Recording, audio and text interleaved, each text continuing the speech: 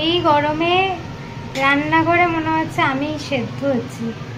আজকে যেন বেশি গরম লাগছে, মানে গরমের থেকে বড় কথা আজকে হিউমিডিটি প্রচণ্ড বেশি, তো প্রচণ্ড ঘাম হচ্ছে, মানে মুছেই যাচ্ছি, কাজ করতে আর ভাল লাগছে না। আজকে এমনি মেঘলা ওয়েদার হয়ে আছে, মানে গুমোট হয়ে আছে, না বৃষ্টি হচ্ছে না রোদ আছে, যার জন্য হয়তো আরও এই হিউমিডিটিটা বেশি। সকালটা শুধু ওটস দিয়ে, বর্তমানে কয়েকদিন ধরে ওটস খাচ্ছি, ভালোই লাগছে বেশ, কারণ সকালে উঠে আমার খেতে খেতে অনেকটা দেরি হয়ে যায়, তাই জন্য এখন থেকে ও বলেছে সকালে উঠে আগে ওটস খেয়ে নিতে, তারপর কাজ টাজ করতে। তো এখন ওটস আর দুধ খাবো। আগে আমার দুধটা হজমও হতো না, ওই জন্য খেতাম না, এখন দেখছি হজম হয়ে যাচ্ছে, তাই জন্য খাচ্ছি। আর এদিকে ঘেমে নিয়ে স্নান করছি, তো ঝটপট রান্না সারি, কারণ এত গরম এখানে থাকাই যাচ্ছে না। গুড ইভিনিং গাইজ, এইমাত্র জাস্ট বাড়িতে ফিরলাম, এইমাত্র বলতে আধ ঘন্টা হয়েছে, এখন বাজে 8:45। আর ঘরে ঢুকতে ঢুকতেই একটা ঘাবড়ে যাওয়ার মতো খবর ও আমাকে দিল, সেটা হচ্ছে যে ওর বাবা মানে আমার শ্বশুরমশাই নাকি আজকে বাড়িতে পড়ে গেছেন। তো আমি শুনে চমকে গেছি, কি ব্যাপার? আমি জিজ্ঞেস করলাম যে কখন পড়েছেন, কিভাবে পড়েছেন, তো বলছে নাকি সকালে পড়েছে। কি মাথায়? হ্যাঁ, তো যেটা বলছিলাম যে ও বললো যে সকালবেলা নাকি বাবা পড়ে গেছে, আর পড়ে গিয়ে কোমরে খুব চোট পেয়েছে, হাঁটাচলা করতে পারছে না, উঠে বসতে পারছে না, খুব কোমরে ব্যথা হচ্ছে, সোজা হয়ে দাঁড়াতে অবধি পারছে না। তো আমি ওকে বললাম যে তুমি এই সকালে ঘটেছে, তুমি আমাকে এতক্ষণ জানাওনি কেন? তো ও বলছে যে আমি নিজেই জানতাম না, কারণ বাবার ব্যথা অতটা হয়নি, এখন সন্ধ্যে থেকে হঠাৎ করে ব্যথাটা বাড়ছে, মানে দুপুরে শুয়েছিল খাওয়া দাওয়া করে, শুয়ে ওঠার পরে হঠাৎ করে বিকেলে ব্যথাটা বাড়ছে এবং সোজা হয়ে দাঁড়াতে পারছে না, হাঁটাচলা করতে পারছে না। তো আমি এসে চট করে ফ্রেশ হয়ে এখনই বেরোচ্ছি। ওষুধ আমার কাছে একটা জানা আছে, মাসেল পেন, এটা অ্যাকচুয়ালি মাসেলে লেগেছে, তো ওষুধ আমার কাছে জানা আছে এবং সেই ওষুধটাই আমি আনতে যাচ্ছি। তো যত তাড়াতাড়ি সম্ভব সেই ওষুধটা দিয়ে চেষ্টা করছি বাবাকে ফিট করে তোলার। অফিস থেকে ফিরে আম খেলাম, ওর আঁটি হচ্ছে ফেভারিট, আর বাকি পোর্শনটা আমি খেয়ে নিয়েছি আমের, আর ও এখন আঁটি খেয়ে যাচ্ছে। অ্যাকচুয়ালি আঁটিটা কেউ খেতে চায় না, এই যে হাত দিয়ে আম করে খেতে হবে, সবাই ভিআইপি চামচ দিয়ে দিয়ে খায়, তাই আঁটিটা আমাকেই খেতে হবে, এটা হচ্ছে আসল কথা। ঠিক আছে, আমি গেলাম দোকানে ওষুধ আনতে। বাবার মুখ থেকে শুনে যেটা বুঝতে পারলাম সেটা হচ্ছে সকালবেলা বাবা এইটা খুলেছিলেন কিছু বাসন বার করতে, এবং তারপর এইটাকে খুলে ভেতর থেকে কিছু জিনিসপত্র বার করছিলেন, এবং এইটা যে খোলা আছে সেটা আর বাবার হুঁশ নেই। বাবা নিচে বসে এখান থেকে কিছু বার করছিলেন এবং এটা বন্ধ করে যেই উঠতে গেছেন এইখানটায় মাথায় বাড়ি খেয়েছেন, এবং বাড়ি খাওয়ার পরে সঙ্গে সঙ্গে মাটিতে পুরো পড়ে গেছেন। তো হঠাৎই পড়ে যাওয়াতে বাবার কোমরে একটা খিঁচ ব্যথা লেগে গেছে, মাসেল ক্র্যাম্প হয়ে গেছে। যে ওষুধের দোকানে যাচ্ছি সেই ওষুধের দোকানটি আমার এক বন্ধুর, ছোটোবেলাকার বন্ধু, একসাথে খেলতাম স্কুলে পড়ার সময়। তো তাকে ফোন করে আগে জেনে নিয়েছি যে তার কাছে ওষুধটা আছে কিনা, তো সে বলেছে হ্যাঁ আছে। তো বললাম ভাই তুই থাক কিছুক্ষণ দোকানে, আমি আসছি এক্ষুনি, আর চট করে যাব, চট করে নিয়ে চলে আসবো। এটাই লাগবে, প্লেনটা লাগবে না, এটা লাগবে না, এটা লাগবে না, এটাই লাগবে। এটা এটা কত কত এটা প্যাক কর। দেখ তো ভাই পেলি কিনা, পাঠালাম তোকে, চেক করে নিস। হ্যাঁ, ওষুধটা বাবাকে এক্ষুনি দিতে হবে, কারণ যথেষ্টই ব্যথা হচ্ছে।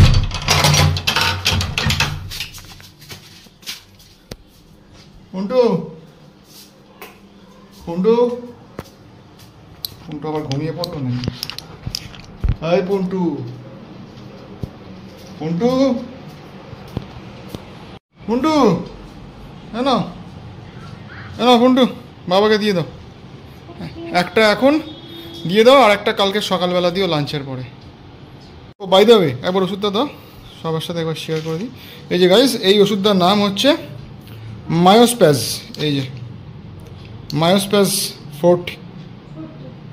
এই ওষুধটা যদি কারো মাসেল ক্র্যাম্প হয় এবং প্রচণ্ড মাসেলে পেন হয় তাহলে এটা খাওয়া যেতে পারে, কিন্তু দুটোই খাবেন। তারপরেও যদি ব্যথা না কমে তাহলে কাইন্ডলি ডাক্তারের সাথে কনসাল্ট করবেন, নিজে আর এটা খাওয়ার কোনো প্রয়োজন নেই। যদি কমার থাকে দুটোতেই কমে যাবে। বাবা চেয়ারে বসে আছে, কেমন আছেন এখন? ব্যথাটা কেমন আছে? খুব ব্যথা,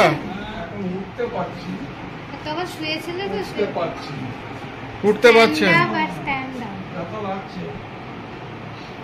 আপনি আপাতত এখন নরম সোফায় বসবেন না, শক্ত চেয়ারে বসুন, ঠিক আছে? আর বাবাকে খাবারটা ওপরেই দিয়ে দাও, আর নিচে কষ্ট করে যেতে হবে না, বুঝলে? আপনি ওপরেই খেয়ে নিন, ঠিক আছে? ও ওপরে দিয়ে যাচ্ছে খাবারটা, ওপরেই খেয়ে নিন। ভাত হয়ে গেছে, একটু গরম করতে হবে, তাই তো? ঠিক আছে।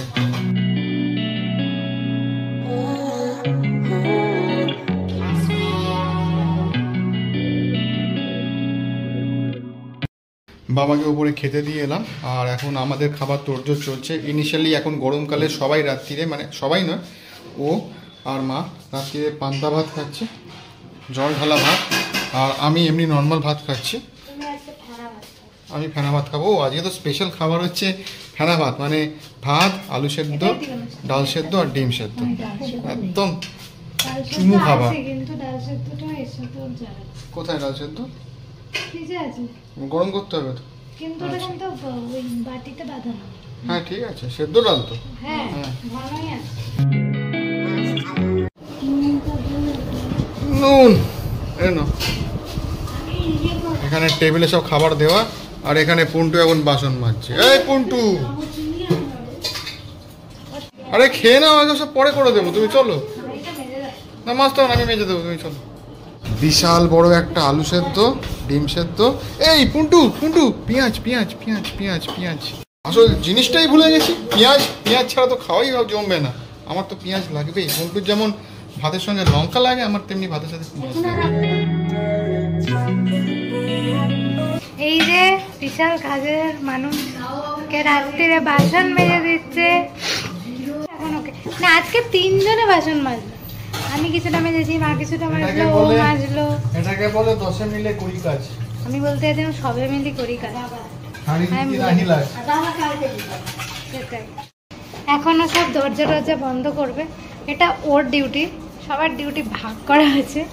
এখনো সব দরজায় তালা টালা দেবে, তো সেটাই করছে। তারপরে উপরে যাব, একটু ফ্রেশ হব, শুয়ে পড়বো, সাই বাবাকে প্রণাম করবো, পুজো করবো, তারপর শুয়ে পড়বো। যা গরম পড়েছে, ঘেমে পুরো একাকার অবস্থা। এসিটা ও তোমাকে একটা জিনিস দেখানোই হয়নি, দাঁড়াও আসছি আমি নিয়ে। আপনাদেরকেও শেয়ার করা হয়নি, এবং অতি অবশ্যই আপনাদের সাথেও শেয়ার করব, কিন্তু তার জন্য আমাকে একবার নিচে যেতে হবে, কারণ কাগজটা নিচেই রয়ে গেছে।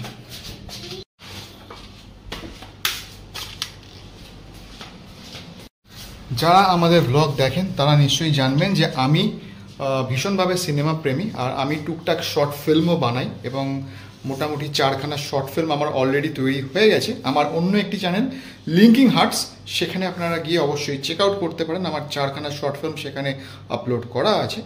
আমার লাস্ট শর্ট ফিল্ম ছিল আহুতি, যেটা ভীষণভাবে সবার পছন্দ হয়েছে, এবং এখন অবধি বোধহয় 16,000 ভিউজ ক্রস করে গেছে। তো সেটার পরবর্তী প্রজেক্ট হচ্ছে জীবন কাঠি। ইয়েস গাইজ, পরবর্তী প্রজেক্ট হচ্ছে জীবন কাঠি। তো আজকে ফাইনালি আমার পরবর্তী শর্ট ফিল্ম জীবন কাঠির স্ক্রিপ্ট কমপ্লিট হয়েছে, আর আমি আমার প্রত্যেকটা শর্ট ফিল্মের স্টোরি স্ক্রিপ্ট প্রথমে ওকে পড়াই। ওর ক্রিটিসিজমটা আমি আগে জানি, যে ওর কতটা পছন্দ হয়েছে না হয়েছে, কোথায় কি চেঞ্জ করলে ভালো হয়, তারপরে আমি সেটা নিয়ে প্রসিড করি। তো এই নাও আজকে, হ্যাঁ, তো এটা তুমি পড়ে তোমার মতামত জানাও যে কেমন হয়েছে।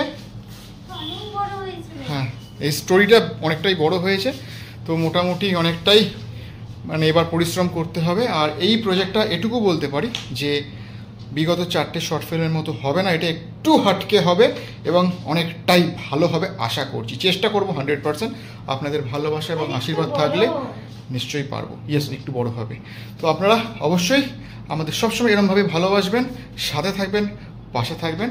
আজকের জন্য ব্লগটা এটুকুই, দেখা হচ্ছে নেক্সট ব্লগে। Till then, good night, tata, take care, always keep smiling and love your parents. Good night, tata.